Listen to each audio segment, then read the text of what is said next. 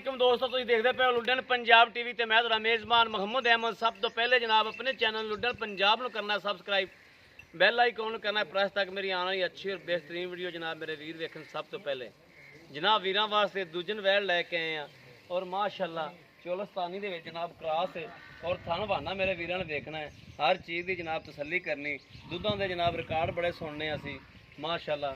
और काले रंग दे विच हर चीज़ की मेरे वीरां ने तसल्ली कर लेनी। निक्के निक्के जनाब दो उंगल उंगल दे दो उंगल दे जनाब सिंह ने यह जनाब देखना मेरे वीरां ने थन बहाना और काले थना दे विच मोटे मोटे जनाब पावर वाले थन ने जनाब यह मेरे वीरां ने तसल्ली करनी है।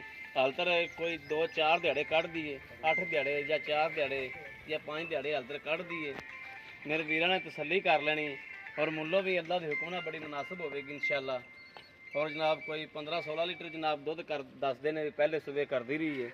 बड़ा छड़ के छोटी स्टोरी है मेरे वीरां ने तसल्ली कर लेनी। मेरे वीरां की तसल्ली नाल अल्लाह के हुक्म नाल तसल्ली है। और कैमरा जनाब कैमरे मैन पूरी मेहनत करेगा इंशाअल्लाह, पूरी मेहनत नाल जनाब अल्लाह के हुक्म नाल विखावेगा, किसी पासों कोई कमी कताई इंशाअल्लाह नहीं छड्डेगा। तसल्लियां करा देनियां थान बहाने दियां, बाकी लैने देने नसीब की गल है। थान बहाने की हर चीज़ की जनाब तसल्ली होनी चाहिए है। किसी भी मेरे वीर को जनाब ये ना हो कि भाई अहमद इत्थे कैमरा नहीं वजया सी, आ चीज़ थां रह गई, जनाब तसल्ली करानी है। और मालक कोलों भी जनाब तसल्ली लवागे भी किन्ने दिहाड़े कढ़दी है, किन्ने दिन बाद सुनती जनाब, ये चीज़ की तसल्ली लवागे आपां। बाकी नसीबां ते मुक्कदी गल जनाब। और इंशाअल्लाह अल्लाह नबी की बरकत नाल कभी भी अल्हम्दुलिल्लाह झूठ नहीं मारिया।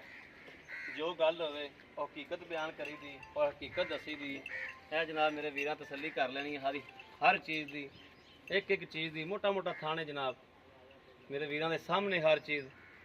और मालक कोलों भी जनाब तसल्ली लै लैने आओ भाईजान जी उत्थे आ जाओ। अस्सलाम वालेकुम। वालेकुम जी भाई की हाल? अल्लाह का शुक्र है, ठीक हो? अल्हम्दुलिल्लाह। की नाम भाई अपना? आबद है भाई आबद। ये वैड़ किनवा सुबह सोनी? दूसरा सुबह सोना ते किन्ने दिन कढ़ दी? 4 तो 5 दिन कढ़ जाएगी। 4 तो 5 दिन कढ़ जाएगी। सुबह किन्ने?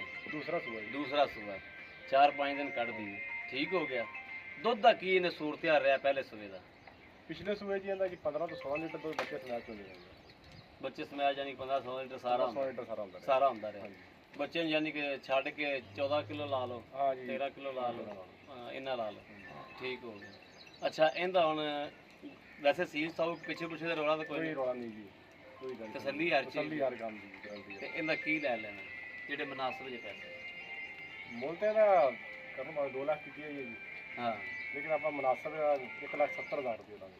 1,70,000 रुपया इंदे कोई प्यार मुहब्बत कोई मौके तो आया दोस्त कर लांगे, थोड़ा बहुत हो जाएगा, थोड़ा बहुत होगा जी जी, ठीक हो गया।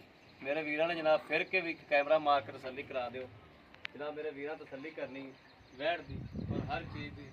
किसी भी मेरे वीर के भरा के पसंद आवे जनाब रबता कर सकते हैं।